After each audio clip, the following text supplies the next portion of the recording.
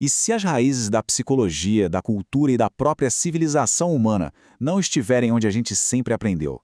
Nessa análise do trabalho de Edward Bruce Bynum, a gente vai explorar uma ideia radical, a de que toda a humanidade compartilha um inconsciente africano que molda quem nós somos até hoje. Pois é, essa citação já dá o tom do desafio, né? A história que a gente costuma ouvir coloca a Grécia e a Europa no centro de tudo. Mas e se essa história estiver incompleta? E se as verdadeiras origens estiverem enterradas muito mais fundo, em um continente totalmente diferente? Para começar, vamos direto ao coração da ideia provocadora do livro. O que exatamente ele propõe? O conceito central é o do inconsciente africano. E não se trata apenas de genética, não. A proposta é bem mais profunda. Seria uma camada fundamental da nossa psique, como um software original que todo ser humano carrega. Uma assinatura rítmica, psicoespiritual, que se manifesta na nossa conexão com a música, com a espiritualidade, com o senso de comunidade. Uma assinatura que nasceu na África e que até hoje nos influencia de formas que a gente nem percebe. Tá, mas uma ideia desse tamanho precisa de provas, certo? Como se sustenta algo assim? Bom, o ponto de partida não é a filosofia, mas sim a ciência, usando a paleoantropologia para construir a base de tudo, fato por fato. Sobre isso, a ciência é bem clara. O modelo Out of Africa é o nosso ponto de partida.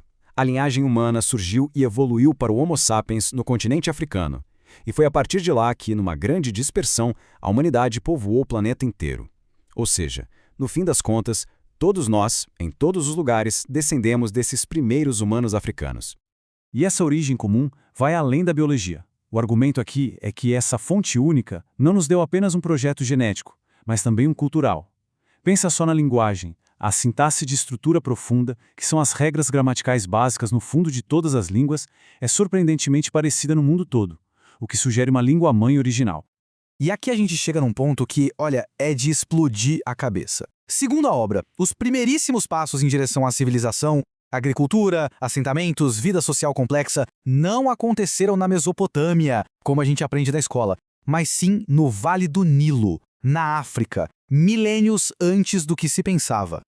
Agora, se a civilização começou na África, a gente deveria encontrar os ecos dela espalhados pelo mundo, certo?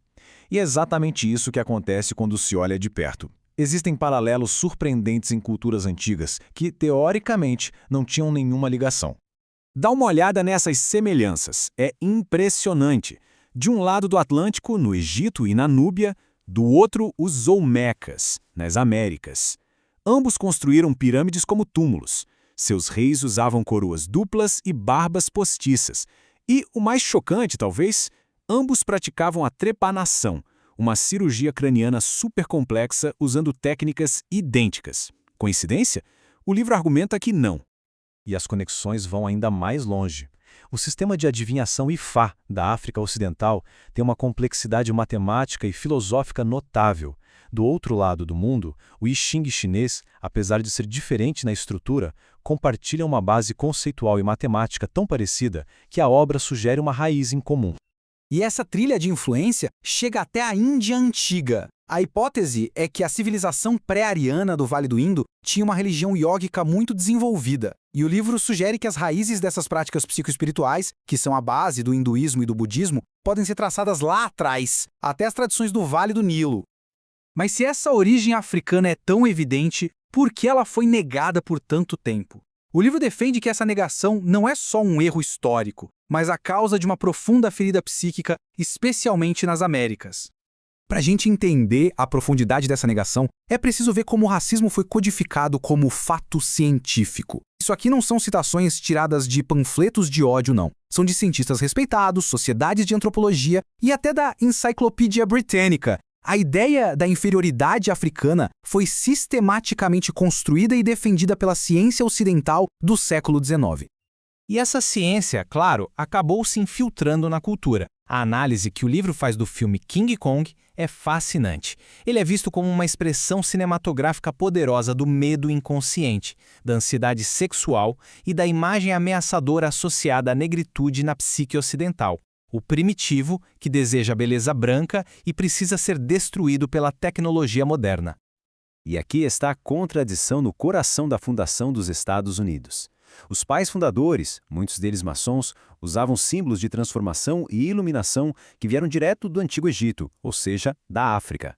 Ao mesmo tempo, eles construíam uma nação sobre a instituição da escravidão, negando a própria humanidade daqueles cujos ancestrais criaram símbolos que eles tanto reverenciavam. Então, para onde a gente vai a partir daqui? A seção final do livro nos leva de volta à sua mensagem central, que é, no fundo, uma mensagem unificadora. Essa imagem resume a mensagem final. A tese de Bynum é que, por baixo das diferenças de pele, de cultura, de língua, somos fundamentalmente um só povo. Somos todos galhos da mesma árvore genealógica humana, com raízes bem fincadas no solo africano. E assim a gente termina com esta pergunta. O livro não se apresenta apenas como uma lição de história, mas como um chamado à ação, tanto psicológica quanto espiritual. Ele sugere que, ao confrontar e abraçar nossa origem comum, podemos começar a curar as fraturas que nos dividem há séculos. E talvez, só talvez, dar o próximo passo na nossa evolução como espécie.